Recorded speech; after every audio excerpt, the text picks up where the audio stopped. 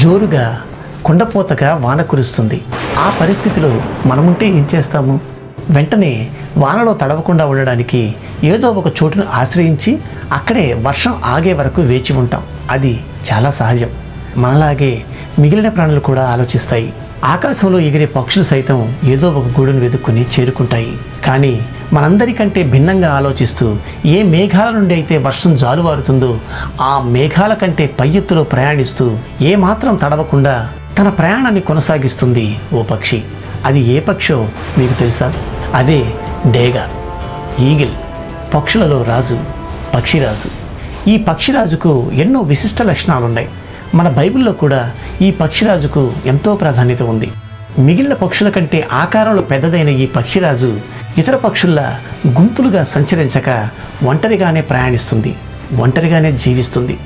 ఈ డేగ పక్షులన్నిటికంటే చాలా ఎత్తులో ప్రయాణిస్తుంది.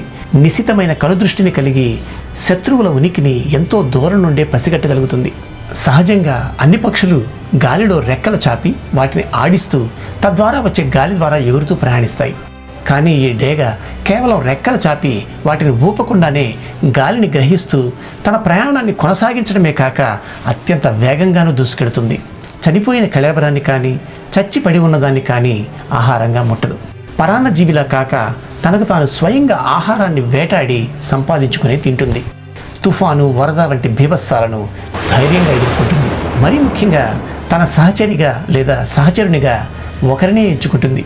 వారితోనే జీవితాన్ని పంచుకుంటుంది. తాను పొదిగిన గ్రుడ్లను ఎత్తైన కొండ శిఖర ప్రాంతానికి తీసుకువెళ్ళి సురక్షితమైన చోటున వాటిని ఉంచి ముళ్ళు కలిగిన పుల్లలతో గూడు కట్టి రక్షణ అందిస్తుంది. తన పిల్లలకు కూడా తానే ఆహారాన్ని సంపాదించుకుని వచ్చి వాటిని పోషిస్తుంది.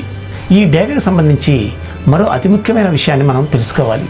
ఈ డేగ జీవితకాలం సుమారు 70 సంవత్సరాలు. కానీ దీనికి 40 సంవత్సరాల వయసు వచ్చేప్పటికీ ఈకలు దట్టంగా పెరిగి శరీరం బరువెక్కి ఎగిరే శక్తి సన్నగిల్లుతుంది. అంతేకాక ముక్కు బాగా పెరిగి ముందుకు వంగిపోతుంది. కాలిగోళ్ళు కూడా బాగా పెరిగిపోతాయి. ఎగిరే శక్తి లేక, ఆహారాన్ని స్వయంగా సంపాదించుకునే ఓపిక లేక నిస్సహాయ స్థితిలోకి జారిపోతుంది. ఆ పరిస్థితిలో ఈ పక్షి ముందుండేది కేవలం 2 పరిష్కార మార్గాలు. ఒకటి చచ్చిపోవడం, లేదా రెండవ పరిష్కారం చావుని ఎదిరించైనా సమస్యల్ని ధైర్యంగా ఎదుర్కొని వాటిని అధిగమించి మరో క్రొత్త జీవితాన్ని ప్రారంభించడం. ఈ డేగ తీసుకునే నిర్ణయం చనిపోవడమే అయితే ఇక దాని గురించి మనం ఇంత లోతుగా చర్చించుకోవాల్సిన అవసరం లేదు. కానీ డేగ రెండవ పరిష్కారానికే తనను తాను సిద్ధపరచుకుంటుంది. రెండవ పరిష్కారం అంటే అంత సులువైనది కాదు, క్షణాల్లో దొరికే పరిష్కారము కాదు. సుదీర్ఘకాలం పరిశ్రమ, తనను తాను హింసించుకోవాలి, మరణపు టంచుల వరకు ప్రయాణించాలి, కనీసం 5 నెలలు అలసిపోకుండా మృత్యువుతో పోరాడి దాన్ని ఓడించి తాను గెలవాలి. మరో 30 ఏళ్ల కొత్త జీవితాన్ని తాను ఎలాగైనా సాధించుకోవాలి. తప్పదు మరి, ఎందుకంటే తను పక్షుల్లోనే రారాజు కదా. అందుకే మరో సరికొత్త జీవితం కోసం ముందుగా డేగ ఎత్తైన పర్వత శిఖరానికి చేరుకుంటుంది. అక్కడే తాత్కాలిక నివాసాన్ని ఏర్పాటు చేసుకుని తన ప్రయత్నాలు ప్రారంభిస్తుంది. ముందుగా బాగా పొడవు పెరిగి వేటకు అనుకూలంగా లేని తన ముక్కు భాగాన్ని అక్కడే ఉన్న కొండరాయికి బలంగా పొడుచుకోవడం ప్రారంభిస్తుంది. అలుపెరగక బాధను భరిస్తూ ముక్కు పూర్తిగా విరిగిపోయే వరకు ఆ రాతికి పొడుచుకొని పెరిగిన ముక్కు భాగాన్ని వదిలించుకుంటుంది. అదే సమయంలో దట్టంగా పెరిగి ఎగరడానికి సహకరించిన తన ఈకల్ని ఒక్కొక్కటిగా తానే పీకేసుకుంటుంది. కాలి గోళ్లను పెరికేసుకుంటుంది.